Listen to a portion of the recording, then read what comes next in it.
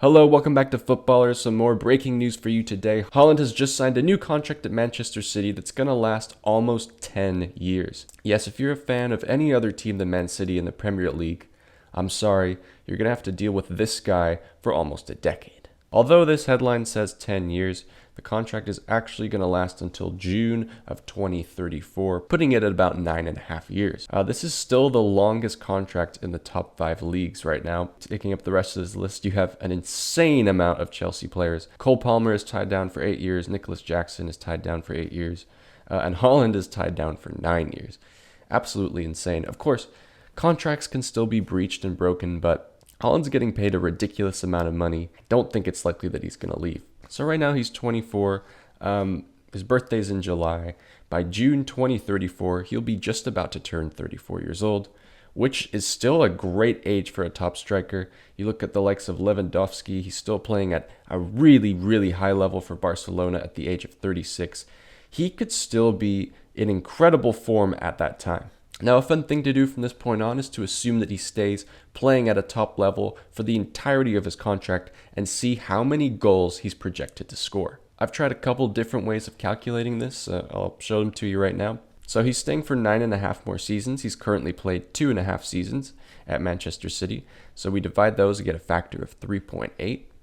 We add together his goal tallies for all of his previous seasons. We get 79. Then we just times 79 by 3.8. to get just over 300 goals.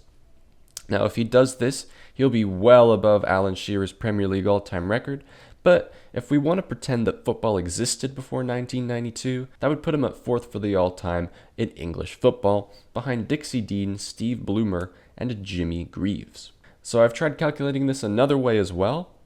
We divide 79 by 87, which are his goals divided by his appearances, to get 0.908 or 0.91 if we round up for his goal-to-game ratio. Then, it's a little hard to do this because we have a very small sample size, but for his 2 full seasons, 31 and 35 games, we take the average of that and assume he's going to play 33 games a season. Then we multiply that by 9.5 for the remainder of his seasons.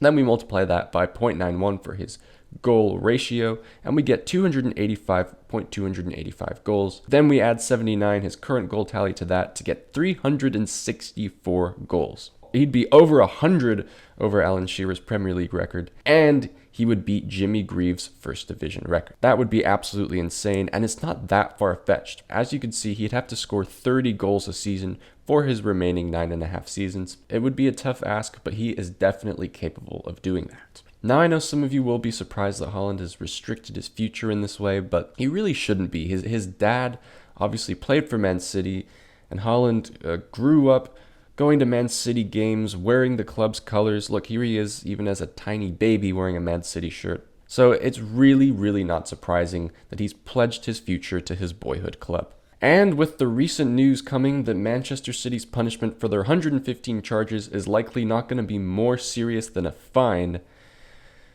the rest of the league should be absolutely terrified.